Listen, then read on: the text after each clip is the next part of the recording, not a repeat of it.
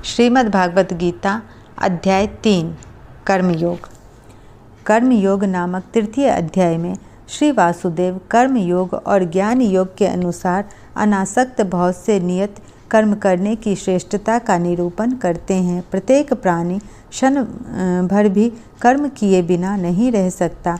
आसक्ति छोड़कर कर्म करने से कर्मों का फल नहीं भोगना पड़ता। यही निष्काम कर्मयोग है। इस अध्याय में यज्ञादि कर्मों की आवश्यकता पर भी प्रकाश डाला गया है।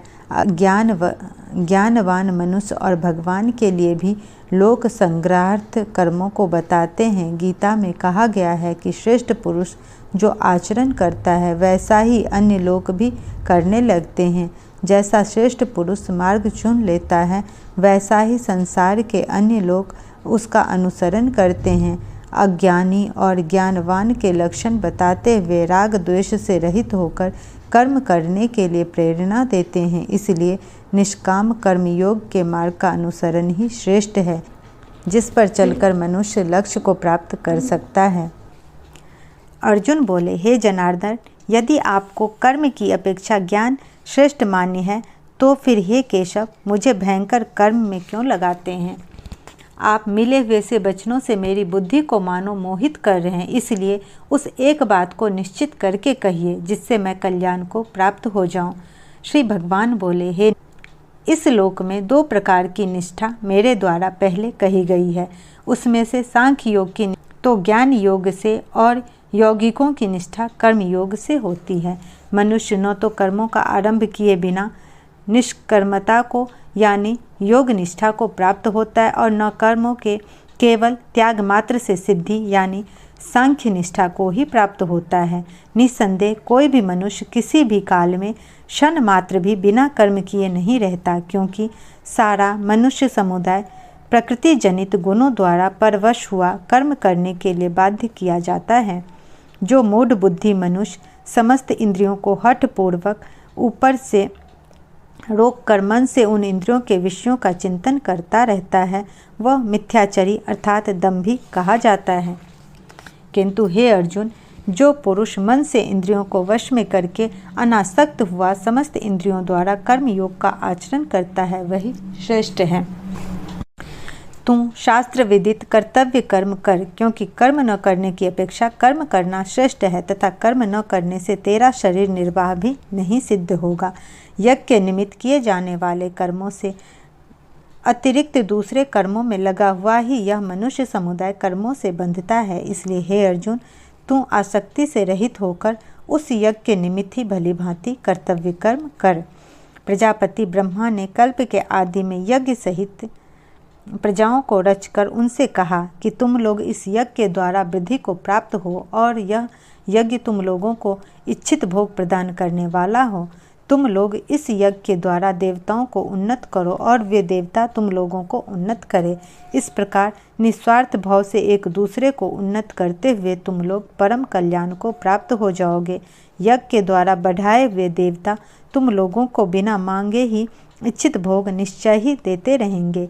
इस प्रकार उन देवताओं के द्वारा दिए हुए भोगों को जो पुरुष उनको बिना दिए स्वयं भोगता है वो चोर ही है।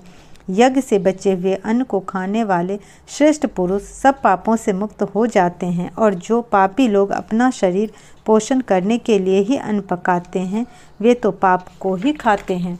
संपूर्ण प्राणी अन्न से उत्पन्न होते हैं। अन्न की उत्पत्ति वृष्टि से होती है, वृष्टि यज्ञ से होती है और यज्ञ विहित कर्मों से उत्पन्न होने वाला है। कर्म समुदाय को तो वेद से उत्पन्न और वेद को अविनाशी परमात्मा से उत्पन्न हुआ जान। इससे सिद्ध होता है कि सर्वव्यापी परम अक्षर परमात्मा सदा ही यज्ञ में प्रतिष्ठित हैं। हे पार्थ, जो पुरुष इस लोक में इस परंपरा से प्रचलित सृष्टि चक्र के अनुकूल नहीं बरतता अर्थात अपने कर्तव्य का पालन नहीं करता, वह इंद्रियों के द्वारा भोगों में रमन करने वाला पापायु पुरुष व्यर्थ ही जीता है। परंतु जो मनुष्य आत्मा में ही रमन करने वाला और आत्मा में ही तृप्त तथा आत्मा में ही संतुष्ट हो, उसके लिए कोई कर्तव्य नहीं है। उस महापुरुष का इस विश्व में न तो कर्म करने से कोई प्रयोजन रहता है और न कर्मों के न करने से ही कोई प्रयोजन रहता है, तथा संपूर्ण प्राणियों में भी इसका किंचित मात्र भी स्वार्थ का संबंध नहीं रहता। इसलिए तू निरंतर आसक्ति से रहित होकर सदा कर्तव्य कर्म को भली भांति करता रहे, क्योंकि आसक्ति से रहित होकर कर्म करता हुआ मनुष्य परमात्मा को प्राप्त हो जाता है। जनकादि ज्ञानी जन भी आसक्ति रहित कर्म द्वारा ही परम सिद्धि को प्राप्त हुए थे। इसलिए तथा लोक संग्रह को देखते हुए भी तू कर्म योग्य है, अर्थात तुझे कर्म करना ही उचित है। श्रेष्ठ पुरुष जो जो आचरण करता है, अन्य पुरुष भी वैसा वैसा ही आचरण करता है। वह जो कुछ प्रमाण कर देता है, समस्त मनुष्य समुदाय उसी के अनुसार बरतने लग जाता है। हे अर्जुन, मुझे इन तीनों लोकों में न तो कुछ कर्तव्य है और न कोई भी प्राप्त करने योग्य वस्तु अप्राप्त है, तो भी मैं कर्म में ही बरतता हूँ। क्योंकि हे पार्थ, यदि कदाचित मैं सावधान होकर कर्मों में न बरतूं तो बड़ी हानि हो जाए, क्योंकि मनुष्य सब प्रकार से मेरे ही मार्ग का अनुसरण करते हैं। इसलिए यदि मैं कर्म न करूं तो ये सब मनुष्य नष्ट भ्रष्ट हो जाएं और मैं संकरता का करने वाला हूँ तथा इस समस्त प्रजा को नष्ट करने वाला बनूं। हे भारत, कर्म में आसक्त हुए अज्ञानी जन जिस प्रकार कर्म करते हैं, आसक्ति रहित विद्वान भी लोक संग्रह करना चाहता हुआ उसी प्रकार कर्म करें। परमात्मा के स्वरूप में अटल स्थित हुए ज्ञानी पुरुषों को चाहिए कि वो शास्त्र विहित कर्मों में आसक्ति वाले अज्ञानियों की बुद्धि में भ्रम अर्थात कर्मों में अश्रद्धा उत्पन्न, किंतु स्वयं शास्त्र विहित समस्त कर्म भली भांति करता हुआ उनसे भी वैसे ही करवाए। वास्तव में संपूर्ण कर्म सब प्रकार से प्रकृति के गुणों द्वारा किए जाते हैं, तो भी जिनका अंतःकरण अहंकार से मोहित हो रहा है, ऐसा अज्ञानी मैं करता हूँ ऐसा मानता है। परंतु हे महाबाहो, गुण विभाग और कर्म विभाग के तत्व को जानने वाला ज्ञान योगी संपूर्ण गुण ही गुणों में बरत रहे हैं, ऐसा समझकर उनमें आसक्त नहीं होता। प्रकृति के गुणों से अत्यंत मोहित हुए मनुष्य गुणों में और कर्मों में आसक्त रहते हैं। उन पूर्णतया न समझने वाले मंद बुद्धि अज्ञानियों को पूर्णतया जानने वाले ज्ञानी विचलित न करें। मुझ अंतर्यामी परमात्मा में लगे हुए चित्त द्वारा संपूर्ण कर्मों को मुझ में अर्पण करके आशा रहित, ममता रहित और संताप रहित होकर युद्ध कर।